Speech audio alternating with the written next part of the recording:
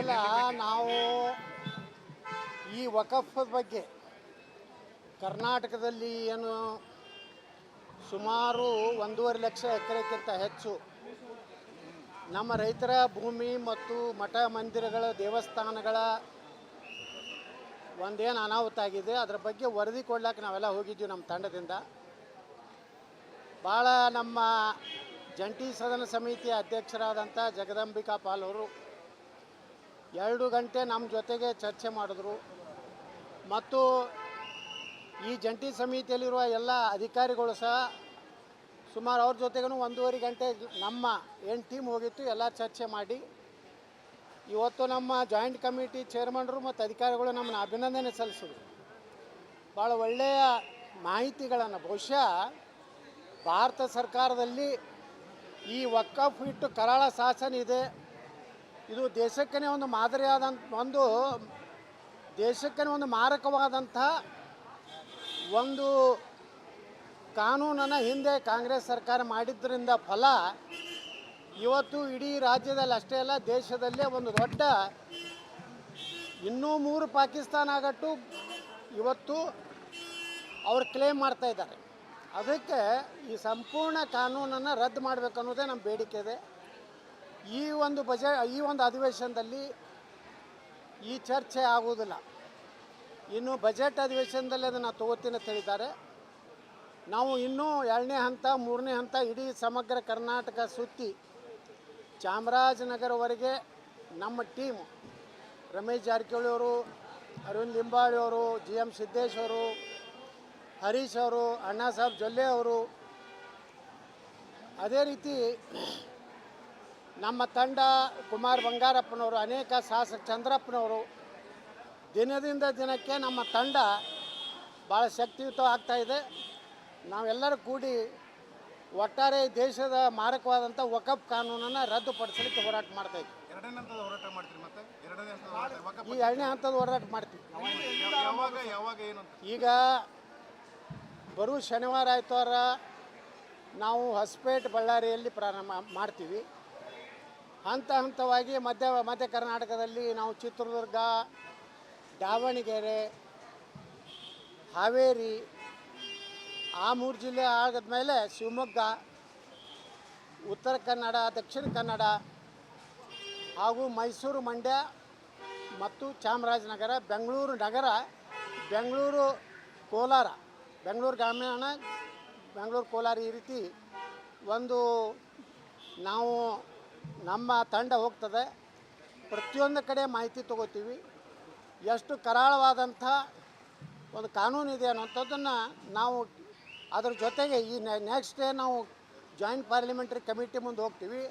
ಆವಾಗ ಯಾವ್ಯಾವ ಮಠಗಳ ಮಂದಿರಗಳು ಏನು ವಕಫ್ ಆಗಿವೆ, ಯಾವ್ಯಾವ ರೈತರ ಜಮೀನುಗಳು ವಕಫ್ ಆಗಿವೆ, ಅವೆಲ್ಲ ಮಾಹಿತಿಯನ್ನು ಕೊಡುವಂಥದ್ದು ಅವ್ರನ್ನ ಕರ್ಕೊಂಡು ಹೋಗ್ತೀವಿ. ಅಲ್ಲಿ ಮಠಾಧೀಶರನ್ನ ಪ್ಲಸ್ ರೈತರನ್ನ ಕರ್ಕೊಂಡು ಎಷ್ಟೋ ದಲಿತರ ಜಮೀನುಗಳು ಸಹಿತ ಇವತ್ತು ವಕಫ್ ಆಗಿದೆ. ನಿಮಗೆಲ್ಲ ನೋಡಿರಬೇಕು, ಚಿಕ್ಕಬಳ್ಳಾಪುರದಲ್ಲಿ ದಲಿತರ ಜಮೀನಿನ ಮೇಲೆ ಬಂದು ಗುಂಡಾಗಿರಿ ಮಾಡುವಂಥದ್ದು ಆಗಿದೆ. ಅದಕ್ಕೆ ನಾವು ಪ್ರಧಾನಮಂತ್ರಿಗಳನ್ನು ಪೂರ್ಣ ನಮ್ಮ ಏನು ಹಂತ ಮುಗಿದ ಮೇಲೆ ಪ್ರಧಾನಮಂತ್ರಿಗಳನ್ನ ಸಹ ಭೇಟಿ ಆಗ್ಬೇಕಂತ ಮಾಡಿದ್ದೀವಿ.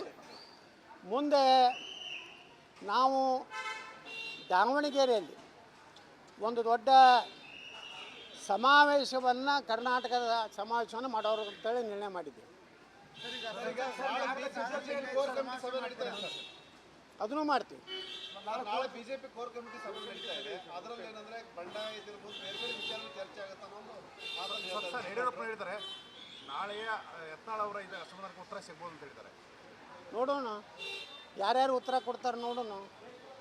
ಎಲ್ಲ ಉತ್ತರಗಳಿಗೆ ಸದಾ ಸನ್ನದ್ಧರಾಗಿ ನಿಂತೀವಿ ನಾವು. ಅಂಜೆಲ್ಲ, ಅಳಕೆಲ್ಲ, ಮುಖ ಸಪ್ಪು ಮಾಡಿಲ್ಲ. ದಿಲ್ಲಿದಿಂದ ಹಸನ್ಮುಖರಾಗಿ ಬರ್ತಾ ಇದ್ದೀವಿ, ಅದ್ರ ನೀವು ತಿಳ್ಕೋಬೇಕು. ನೀವು ಯಾರ್ಯಾರು ಸುಮ್ಮನೆ ಹೊಡ್ಕೊತ್ಕೊಂಡಿರ್ಬೇಡ್ರಿ. ಭಾಳ ಮುಖ ಬಾಡಿತ್ತು, ಭಾಳಷ್ಟು ತರಾಟೆಗೆ ತೊಗೊಂಡ್ರೆ ಥಳಿ ಬಲ್ಲ ಮೂಲಗಳಂತ ಹೇಳಬೇಡ್ರಿ. ಯಾರೂ ತರಾಟೆಗೆ ತೊಗೊಂಡಿಲ್ಲ. ನಮಗೆ ಎಲ್ಲರೂ ಸಹಭಾಗಿಗಿರಿ ಕೊಟ್ಟಾರ ಮತ್ತು ಅವ್ರು ಕೊಟ್ಟಂಥ ಶೋಕಾಸ್ ನೋಟಿಸ್ಗೆ ಉತ್ತರ ಕೊಟ್ಟಿವಿ. ಸಂಧಾನ ಯಶಸ್ವಿ ಆಗುತ್ತೆ ನಾಳೆ ಕೋರ್ ಕಮಿಟಿಯಲ್ಲಿ. ಯಾರು ಸಂಧಾನ ಯಾರು ನೋಡ ಮಾಡೋದ್ರಿ? ನಿಮ್ಮ ಜೊತೆ ಸರ್, ಯಾಕಂದ್ರೆ ಯಾರು ಮಾಡೋರು? ಬಿಜೆಪಿ ಕೋರ್ ಕಮಿಟಿ ಅವ್ರ್ಯಾಕೆ ಸಂಧಾನ ಮಾಡ್ತಾರೆ ರೀ? ಅವ್ರು ಭಾಳ ಹೈ ಪವರ್ ಕಮಿಟಿ ಇದು, ಕರ್ನಾಟಕದ ಹೈ ಪವರ್ ಕಮಿಟಿ ನಾಳೆ ಕೂಡ್ಲಾಕತ್ತಾರೆ, Kudli. Sir B L Santosh ಏನಾರು ಭೇಟಿಯಾಗಿದ್ರೆ ನಾವು ಯಾರನ್ನೂ ಭೇಟಿಯಾಗಿಲ್ಲ. ನಾವು ಒಬ್ಬನೇ ನಮ್ಮ ಶಿಸ್ತು ಸಮಿತಿ ಅಧ್ಯಕ್ಷರು, ಅವ್ರಿಗೆ ಅಣ್ಣ ಭೇಟಿಯಾಗಿದ್ದು ಬಿಟ್ಟರೆ ರಾಜನಾಥ್ ಸಿಂಗ್ರ ನಾವು ಭೇಟಿಯಾಗಿದ್ವಿ, ರಕ್ಷಣಾ ಸಚಿವರನ್ನ. ಮತ್ತು ಹೆಚ್ಚಾಗಿ ನಾವು ಈ ವಕಫದ ಬಗ್ಗೆ ನಮ್ಮದು ಭಾಳ ಕನ್ಸರ್ನ್ ಇರೋದು ನಮ್ಮ ರೈತರ ಜಮೀನು, ಮಠ ಮಂದಿರಗಳು, ವಕಫ್ ಕಾನೂನು ಬಗ್ಗೆ, ಅದ್ರ ಬಗ್ಗೆ ನಾವು ಹೆಚ್ಚು ಗಮನ ಕೊಟ್ಟಿದ್ದೀವಿ. ಮತ್ತು ಇವತ್ತು ರಾಜನಾಥ್ ಸಿಂಗ್ರು ನಮ್ಮ ಹಿಂದಿನ ರಾಷ್ಟ್ರೀಯ ಅಧ್ಯಕ್ಷರು ಮತ್ತು ಎಲ್ಲ ನಮಗೆಲ್ಲ ಭಾಳಷ್ಟು ಪ್ರೀತಿ ಗೌರವವನ್ನು ಕಾಣುವಂಥವ್ರು, ಅವ್ರನ್ನ ಮಾತ್ರ ನಾವು ಭೇಟಿಯಾಗಿದ್ವಿ. ಕೇಳಿದಾರೆ ಅಂತ ಒಂದು ಹಾಂ ರೀ, ತಾವು ಒಂದು ಸ್ವಲ್ಪ ದಿನ ಸೈಲೆಂಟ್ ಆಗಿರ್ಲಿ ಅಂತ. ಸ್ವಲ್ಪ ದಿವಸ ಯಾಕ್ರಿ ಖಾಯಂ ಸೈಲೆಂಟ್ ಆಗಿರೋದು ಹೇಳ್ಯಾರ. ಹೌದಾ ಸರ್? ಮತ್ತೆ ಹೆಂಗೆ ಸರ್ ಮುಂದೆ?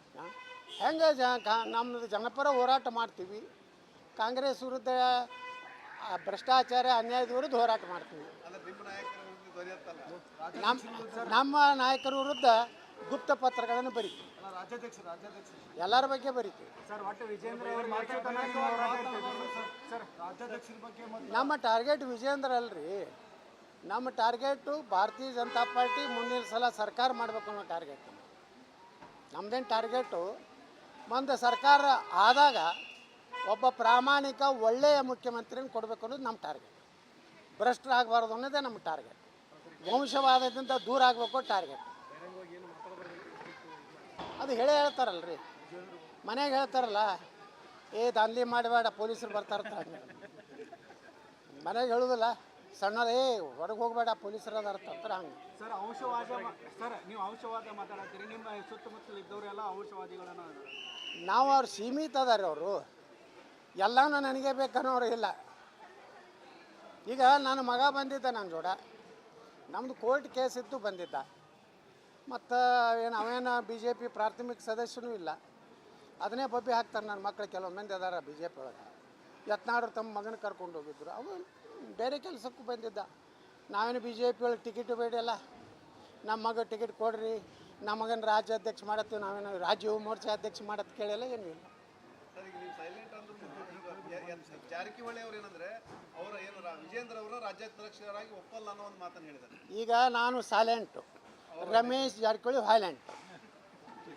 ಅವ್ರದ್ದೊಂದು ಪೀರಿಯಡ್ ಕೊಟ್ಟಿವಿ, ಅಟ್ಟು ಮುಗಿದ ಮ್ಯಾಗ ಮತ್ತೊಬ್ಬರು ವೈಲೆಂಟು. ಹಿಂಗೆಲ್ಲ ಹಂಚ್ಕೊಂಡಿವಿ ನಾವು. ಪೂರ್ತಿ ತಣ್ಣಗಾಗಿ ಬರ್ಪಾಗ್ಯಾರತ್ತು ಬರೀರಿ, ಯಾರು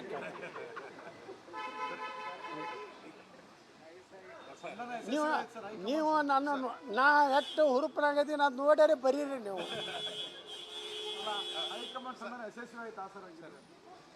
ನಮ್ಮ ಮ್ಯಾಗ ಹೈಕಮಾಂಡ್ ಯಾವಾಗಲೂ ಪ್ರೀತಿ ಐತಿ, ಭಾಳ ಮಂದಿಗೆ ಗೊತ್ತಿಲ್ಲ. ನೋಡ್ರಿ, ನಾನು ನನ್ನ ರಾಜಕೀಯ ಜೀವನ 35 ವರ್ಷದಿದೆ. ನಮ್ಮ ಸಮಕಾಲೀನರು ಅಟಲ್ ಬಿಹಾರಿ ವಾಜಪೇಯಿ, ಲಾಲ್ ಕೃಷ್ಣ ಅದ್ವಾನಿಯವರು, ಅನಂತ್ ಕುಮಾರ್ ಅವರು, ರಾಜನಾಥ್ ಸಿಂಗ್ರು, ಜಸ್ವಂತ್ ಸಿಂಗ್ ಕಾಲದಲ್ಲಿ ಇದ್ದಂಥವ್ರು ನಾವು. ಏನೋ ಕೆಟ್ಟ ಕಾಲದಲ್ಲಿ ಇದು ಏನೋ ಆಗಿರ್ಬೋದು, ಆದರೆ ಪೂರ್ತಿ ಯತ್ನಾಳ್ ಹೊರಗೆ ಹಾಕ್ತೀನಿ, ಯತ್ನಾಳ್ ಮುಗಿಸ್ಬಿಡ್ತೀನಿ ಅಂತ ಯಾವ ಮೂರ್ಖ ನನ್ನ ಮಕ್ಕಳು ತಿಳ್ಕೊಂಡಿದ್ದು ತಪ್ಪು. ಶಿಸ್ತು ಕ್ರಮ ಏನು ಇಲ್ಲ ಸದ್ಯಕ್ಕೆ. ಮತ್ತಿಟ್ಟು ನಕ್ಕೋತ್ ಹೇಳಕತ್ತಿಲ್ಲ ಸುಸ್ತಕನ್ ಮಾರೆ, ಒಳ್ಳೆ ಕೆಲಸ ಮಾಡತ್ ಹೇಳ್ಯಾರ, ಮುಂದೆ ಒಂದು ದಿವಸ ಒಳ್ಳೆ ಭವಿಷ್ಯ ಐತೆ ಅಂತ ಹೇಳ್ಯಾರ. 3 ಟೀಮ್ ಮಾಡಲಾಗಿದೆ ಸರ್, ವಕ್ಫ್ ಸಂಪುಟ ಯಾವ ಟೀಮ್ ತಾವಿಲ್ಲ, ಪ್ರತ್ಯೇಕ ಹೋರಾಟ ಸರ್. ಹಂಗಿದ್ರೆ ನೋಡ್ರಿ, ಈ ಹೋರಾಟ ಪ್ರಾರಂಭ ಮಾಡಿದವ್ರೆ ನಾವೇ, ಮೊದಲೇ ಮಾಡಬೇಕಾಗಿತ್ತು. ನಾವು ಮುಂಜಾನೆ ಪ್ರೆಸ್ ಮೀಟ್ ಮಾಡಿದ್ವಿ, ನಾವು ಮೊದಲ ಹಂತದ ಪ್ರವಾಸವನ್ನು ಘೋಷಣೆ ಮಾಡಿದ್ದೀವಿ. 12 ಗಂಟೆಗೆ ಅವರು ಘೋಷಣೆ ಮಾಡಿದ್ರು. ಮೊದಲು ಹಂಗಾದ್ರೆ ಯಾರು ನಾವು 2,500 ಪುಟದ ಒಂದು ಮಾಹಿತಿ ಕೊಟ್ಟಿದ್ದೀವಿ. ನಾ ಹೇಳಿಲ್ಲ, ಬಂದ್ಕೊಂಡು ಮೊದಲು ಅದನ್ನೇ ಹೇಳಿದೆ. ನಮ್ಮ ಜಾಯಿಂಟ್ ಪಾರ್ಲಿಮೆಂಟ್ ಕಮಿಟಿ IAS ಅಧಿಕಾರಿಗಳು ಭಾಳ ಮೆಚ್ಚುಗೆ ಕೊಡಿಸಿ, ಇಷ್ಟು ಮಾಹಿತಿ, ಇಷ್ಟು ಕರಾಳ ಇದು ಅನ್ನೋಂಥದ್ದು ನಾವು ಕೊಟ್ಟ. ಬಹುಶಃ ಯಾವ ರಾಜ್ಯದಾಗೂ ಇದು ಹೋರಾಟ ಆಗಿಲ್ಲ, ಇದು ಫಸ್ಟ್, ಇಂಡಿಯಾದಾಗೆ ಫಸ್ಟ್ ನಮ್ಮ ಹೋರಾಟ ವಕಫ್. ನಿಮ್ಮ ಹೋರಾಟವನ್ನು ಅವ್ರು ಫಾಲೋ ಮಾಡ್ತಾ ಇದ್ದಾರೆ ಈಗ ನಿಮ್ಮ ಇನ್ನೊಂದು ಟೀಮ್. ಅದು ನೀವು ಬರೀರಿ, ನಾ ಹೇಳೋದಲ್ಲ. ಸರ್, ಈಗ ನಾಳೆ ಅಧಿವೇಶನದಾಗ ಯಾವುದರ ಬಗ್ಗೆ ಚರ್ಚೆ ಜಾಸ್ತಿ ಮಾಡ್ತೀವಿ? ನಾಳೆ ಅಧಿವೇಶನದಾಗ ವಕಫ್ ಚರ್ಚೆ ಮಾಡ್ತೀವಿ. ನಂತರ ನಮ್ಮ ಮೀಸಲಾತಿ ಏನು ಪಂಚಮಸಾಲಿ ಉಳಿದ ಎಲ್ಲರಿಗೂ 2A ಅಥವಾ 2D ಕೊಡಬೇಕನ್ನೋಂಥದ್ದು. ಅದ್ರ ಜೊತೆಗೆ ಕುರುಬ ಸಮಾಜಕ್ಕೆ ಎಸ್ ಟಿ ಎಲ್ ಸೇರಿಸ್ಬೇಕು ಅನ್ನೋಂಥ ಚರ್ಚೆ ಮಾಡ್ತೀವಿ. ಅಲ್ಲಿಂದ ಕೃಷ್ಣಾ ಮೇಲ್ದಂಡೆ ಯೋಜನೆ ಏನಿವತ್ತು ಸುಮಾರು 1.5 ಲಕ್ಷ ಕೋಟಿ ರೂಪಾಯಿ ಬೇಕಾಗಿದೆ. ನಾನು ಮೊದಲು ನಮ್ಮ ಸ್ಪೀಕರ್ಗೆ ಪತ್ರ ಬರೆದಿದ್ದೇನೆ. ಮೊದಲ ದಿವಸನೇ ಉತ್ತರ ಕರ್ನಾಟಕದ ಬಗ್ಗೆ ಚರ್ಚೆ ಆಗಬೇಕು. ಪ್ರತಿ ಸಲ ವ್ಯವಸ್ಥಿತವಾಗಿ ವಿಧಾನಮಂಡಲದಲ್ಲಿ ಉತ್ತರ ಕರ್ನಾಟಕವನ್ನು ಕೊನೆಗಿಡ್ತಾರೆ. ಕೊನೆಗೆ ಗುರುವಾರ ಅಥವಾ ಶುಕ್ರವಾರ ಇಡೋದ್ರಿಂದ ಯಾವ ಶಾಸಕರು ಇರುವುದಿಲ್ಲ. ನಮಗೊಮ್ಮೊಮ್ಮೆ ಕೋರಮ್ ಆಗುವಷ್ಟು ಶಾಸಕರು ಇರುವುದಿಲ್ಲ. ಆದ್ದರಿಂದ ಉತ್ತರ ಕರ್ನಾಟಕದ ಬಗ್ಗೆ ಕೇವಲ ಒಂದು ರೀತಿ ನಾಮಕೆ ವಾಸ್ತೆ ಚರ್ಚೆ ಆಗ್ತಾಯಿದೆ. ಅದಕ್ಕೆ ನಾನು ಸ್ಪೀಕರ್ ಅವ್ರಿಗೆ ಪತ್ರ ಬರೆದಿದ್ದೇನೆ. 9ನೇ ತಾರೀಕಿಗೆ ಏನು ಸದನ ಪ್ರಾರಂಭ ಆಗ್ತದೆ ಅವತ್ತಿನಿಂದ ಉತ್ತರ ಕರ್ನಾಟಕದ ಚರ್ಚೆ ಮೊದಲಾಗಬೇಕು. ಅಲ್ಲಿಂದ ಬೇರೆ ಬೇರೆ ಚರ್ಚೆ ತಗೋರುತ್ತೆ. 10ನೇ ತಾರೀಕಿನ ಹೋರಾಟ ಹಾಂ ಮಾಡ್ತೀವಿ, ಹೋರಾಟ ಮಾಡ್ತೀವಿ. ನಮ್ಮ ಗುರುಗಳು ಈಗಾಗಲೇ ನಮಗೆಲ್ಲ ಕರೆ ಕೊಟ್ಟಾರೆ. ನಾಳೆ ಮತ್ತೆ ನಾವು ಬೆಳಗಾವಿಯಲ್ಲಿ ಸಭೆ ಸೇರ್ತಾ ಇದ್ವಿ ಮಧ್ಯಾಹ್ನ 3 ಗಂಟೆಗೆ. ಈ ಹೋರಾಟ ಯಾವ ರೀತಿ ಇರಬೇಕು, ಸರ್ಕಾರ ಏನೋ ನಮ್ಮ ಮೇಲೆ ದಬ್ಬಾಳಿಕೆ ಮಾಡೋದು ಅಥವಾ ಗುಂಡು ಹಾರಿಸೋದು ಮಾಡಿದ್ರೆ 24 ತಾಸಿನಲ್ಲಿ ಸರ್ಕಾರ ಈ ರಾಜ್ಯದಲ್ಲಿ ಇರುವುದಿಲ್ಲ. ನಾನು ಗಂಭೀರ ಎಚ್ಚರಿಕೆ ಕೊಡ್ತೇನೆ. ಮತ್ತು ಯಾರು ಕಾಂಗ್ರೆಸ್ನಲ್ಲಿ ನಮ್ಮ ಸಮಾಜದವರು ಶಾಸಕರಿದ್ದಾರೆ ಅವರ ಅಗ್ನಿ ಪರೀಕ್ಷೆ ಇದೆ. ಅವರೇನಾದರೂ ನಾನು ವಿಧಾನಸಭೆಯಲ್ಲಿ ಪ್ರಸ್ತಾಪ ಮಾಡಿದಾಗ ಬೆಂಬಲ ಕೊಡದೇ ಇದ್ದರೆ, ಪ್ರತಿಭಟನೆಯಲ್ಲಿ ಭಾಗವಹಿಸದೇ ಇದ್ದರೆ ಅವರು ಸಮಾಜದ ಮುಂದೆ ಚುನಾವಣೆಗೆ ಬರಲೇಬೇಕಾಗ್ತದೆ. ಅವಾಗ ಜನ ಉತ್ತರ ಕೊಡ್ತಾರೆ ಅವ್ರಿಗೆ. ನನ್ನ ಹೆಸರು ಏನೈತೆ ಎಷ್ಟು ಈ ಆಕ್ರೋಶ ವ್ಯಕ್ತಪಡಿಸೋರು ಎಷ್ಟು ಆಕ್ರೋಶ ಹಾಕ್ಯಾರಿ ಅವರು. ಯಾರು ವಿಭೂತಿ ತಯಾರು ಮಾಡ್ತಾರೇನ್ರಿ ಅವರು? ಹಾಂ, ದೊಡ್ಡ ದೊಡ್ಡ ಮೆಡಿಕಲ್ ಕಾಲೇಜ್ ಕಟ್ಟ್ಯಾರಪ್ಪ. 1,000 ಆಕಳ ಕಟ್ಟೋದು ಅಂತ ಯಾವ ಕರ್ನಾಟಕದಾಗ ಅದ. ನಾನು ಒಬ್ಬರೇ ರಾಜಕಾರಣಿ.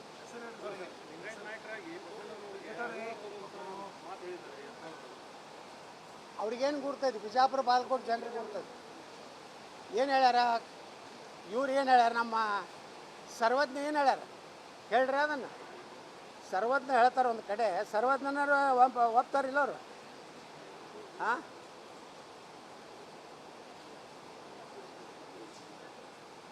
ಸರ್ವಜ್ಞನ ವಚನಗಳನ್ನು ನೋಡತ್ತೇಳ್ರಿ.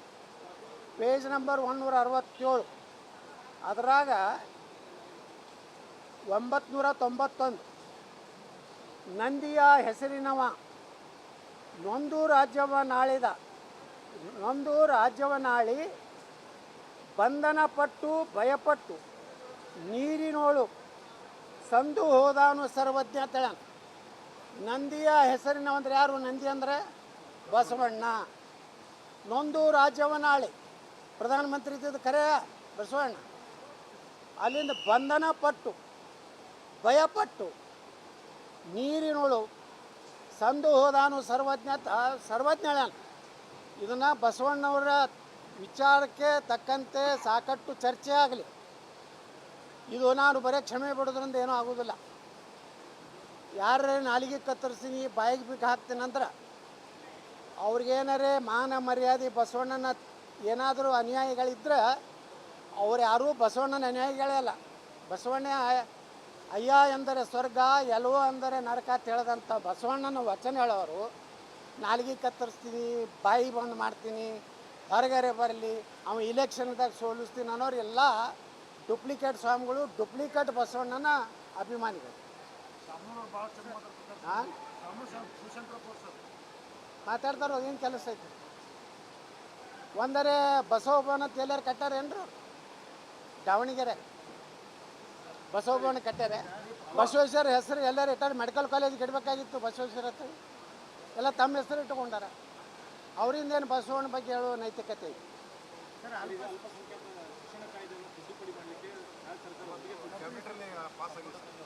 ಏನು ಮಾಡೋರ್ತಾರೆ ಅದ್ರೊಳಗೆ?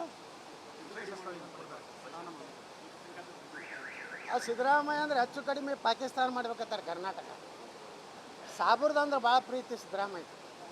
ನಮ್ಮ ಹಿಂದೂಗಳ ಪೇಟ ಅಂದ್ರೆ ಭಾಳ ಅವ್ರಿಗೆ ಬ್ಯಾನ್ ಆಗ್ತದೆ. ಕುಂಕುಮ ಹಚ್ಚೋದು ಬ್ಯಾನ್ ಆಗ್ತದೆ. ಅವ್ರಿಗೆ ಮುಸ್ಲಿಮರಿಗೆ ಕಾಂಟ್ರಾಕ್ಟರ್ದಾಗ ರಿಸರ್ವೇಷನ್ ಅಂತೆ, ಶಿಕ್ಷಣದಾಗ ರಿಸರ್ವೇಷನ್ ಅಂತೆ. ಅವ್ರು ಏನು ಮಾಡ್ತಾರೆ ಮಾಡಲಿ, 3 ವರ್ಷ ನಮ್ಮ ಸರ್ಕಾರ ಬರ್ತೈತಿ. ಇವ್ರು ಎಲ್ಲ ಮಾಡಿದ್ದೇನೆ, ಎಲ್ಲ ಮತ್ತೆ ಕಿತ್ತೆ ಹಾಕ್ತಾರೆ. ನಮ್ಮ ಸರ್ಕಾರ ಬರೋದು ಗ್ಯಾರಂಟಿನೇ. ಅವಾಗೆಲ್ಲ ತೆಗೆದು ಹಾಕ್ತಾರೆ.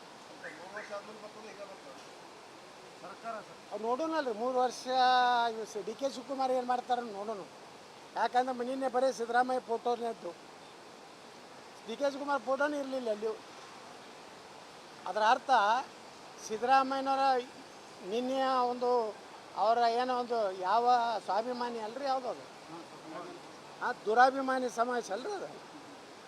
ಅದನ್ನು ನೋಡಿಬಿಟ್ರೆ ಅದು ಸಿದ್ದರಾಮಯ್ಯನ ಶಕ್ತಿ ಪ್ರದರ್ಶನ ಐತಿ. ಅದೇ ಭಾಷಣದಲ್ಲಿ ಅವ್ರು ಬಂಡೆಯಾಗಿ ಬೆನ್ನಿಗೆ ನಿಂತಿದೆ ಅಂತ ಹೇಳಿದಾರೆ ಸರ್ ಡಿ ಕೆ ಶಿವಕುಮಾರ್. ಆ ಕನಕಪುರ ಬಂಡೆ ಏನೈತಲ್ಲ, ನೀವು ಹಿಂಗೆ ಹೊಡೆದ್ರೆ ವರ್ಟಿಕಲ್ ಹೊಡೆದ್ರೆ ಹಿಂಗೆ ಹೊಡಿತೈತಿ, ಹಿಂಗೆ ಹೊಡೆದ್ರೆ ಹಿಂಗೆ ಹೊಡಿತೈತಿ. ನಮ್ಮ ಉತ್ತರ ಕರ್ನಾಟಕ ಕರಿಕಲ್ಲ ಐತಿ, ನೀವು ಯಾಕಡೆ ಹೊಡೆದ್ರು ಯಾಕಡೆ ಹೊಡಿದಿಲ್ಲ.